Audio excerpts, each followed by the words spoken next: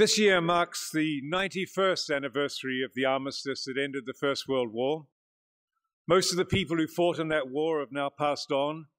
All we're left with are the thousands of white crosses marking their graves in Flanders and elsewhere. Their poems, their diaries, their memories, the aging photographs, paintings, histories, and stories, all a mute legacy to a cataclysmic paroxysm in history. As already heard, New Zealand mobilized and dispatched 110,000 men and women to that war. 18,000 New Zealanders were killed, 55,000 were wounded, 73,000 casualties in all, or 66% of those who were sent to the front. Almost every family in New Zealand was touched directly or indirectly by someone who was killed or wounded, and those who returned were the walking wounded. Some were mentally and physically traumatized. All were scarred for life. The experience etched on their memories forever. The First World War was one of appalling slaughter. From all around the world, 65 million men and women were mobilized, 8.5 million were killed, 21 million were wounded. When my wife and I visited the Rampart Cemetery, not far from near Ypres, a few years ago, it's a small cemetery in the town next door, not far from what was known as Sniper Alley, we stood in silence before the graves of 3 Maori soldiers, aged 18, 21, and 23. They came from places like Gisborne, Te Arara, and Whakatane.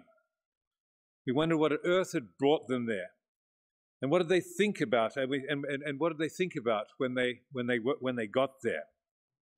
We could imagine how they set off as warriors to fight in foreign places, but what did they feel when the reality of war set in, when they were ordered to march up the alley?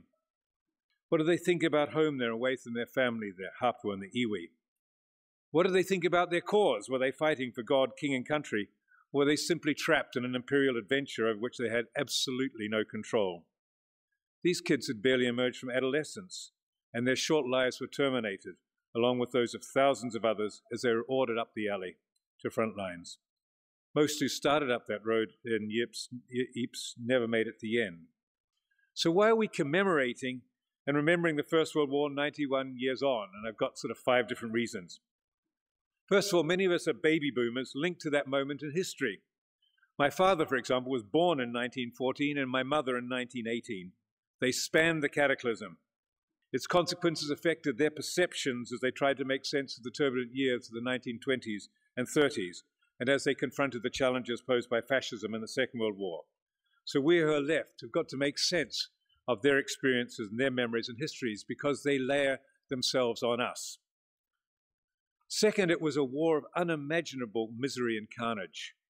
The fact that human beings emerged from that carnage with some measure of dignity intact is a testimony to the power of the human spirit in the face of appalling adversity. We who are alive now need to learn from these experiences so that we understand something of the capacity of individuals to protect their humanity in the face of powerful dehumanizing forces. We need to understand this carnage as a way of learning how people deal with the imminent threat of death and destruction and manage to survive with their dignity. Thirdly, it was an example of what we now know as total war, fought with modern technology with devastating consequences. It gave us the Vickers machine gun, tanks, poison gas, warplanes, and other weapons of mass destruction. It obliterated the distinctions between civilian and soldiers and the doctrines that went with this distinction. Fourth, those who returned from that war to New Zealand, people like John A. Lee or Ormond Burton, who we've already heard about, people who distinguished themselves in the battlefield, were appalled at the huge gap between political rhetoric and the soldiers' realities. This wasn't a glorious war. It was a messy, bloody, and in the end, unnecessary war, serving very particular interests at very particular moments in time. The First World War placed a question mark over all wars as a means of settling disputes, and yet 21 years later, the world was embroiled in another one. So the world didn't learn. It wasn't the war to end all wars. It was a precursor to even more sophisticated slaughter.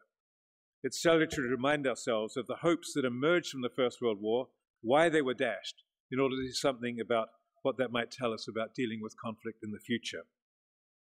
Fifthly, the military men and women who fought in that war and all wars since understand better than most something of the challenges that war poses to them as individual human beings and as war challenges to them as professional soldiers. That's why serving military, and I'm pleased to see so many here, are often much more prudent and less jingoistic than their political leaders when it comes to understanding something of the hazards of war, something of the hazards of violent conflict and of coercive diplomacy and of dispatching men and women to their death in pursuit of political interests. We have to be very sure and very humble that the cause to which we're dispatching those women is a just one and not a kind of, and one for which there are no other alternatives. Wars of choice are extraordinarily dangerous wars, as we've discovered in Iraq and elsewhere. Finally, the Second World War, the First World War, the Second World War, the Korean War, the Vietnam War, the ongoing wars in Iraq and Afghanistan, all stand in a relatively uninterrupted line of 20th and 21st century violence.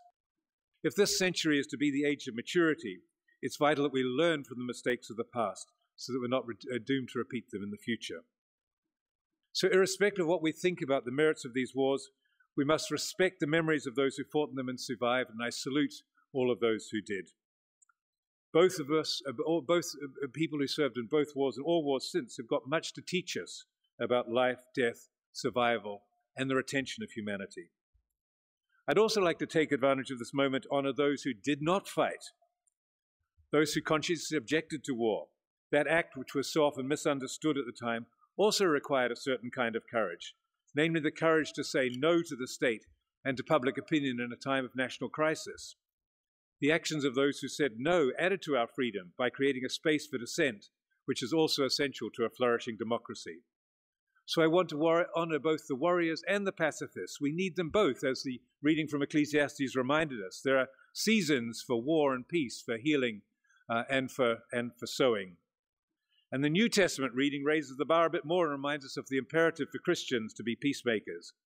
Both perspectives, the warrior and the pacifist perspective, are absolutely vital for a balanced understanding of the complexities of war. And my own family embodied these tensions.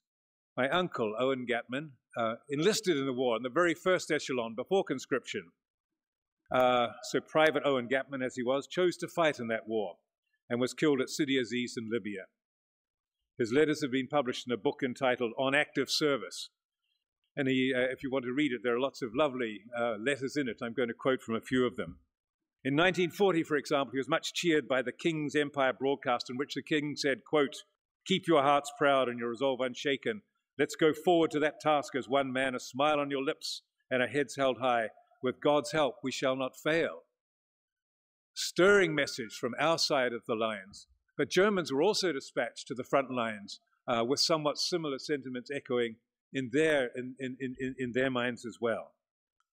My father, on the other hand, chose to be one of those who conscientiously objected to war and spent the duration in detention.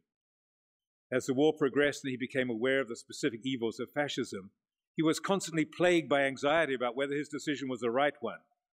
In the end, he decided that his stand did generate a creative tension between the nonviolent and violent options, but he always felt conflicted. Uncle Owen wrote on April 11th, 1941, from Egypt, "I truly hope," he said, "that Les Clements, my father, will change his views about pacifism. What he sees in his glorious stand doesn't work very well here at the present time." Oh, sorry, that was written from Greece, just before he was evacuated to Crete. And you can see in these exchanges that there was a deep tension, and still is, between those who wish to pursue peace through force or peace through friendly persuasion. These are truly cosmic questions,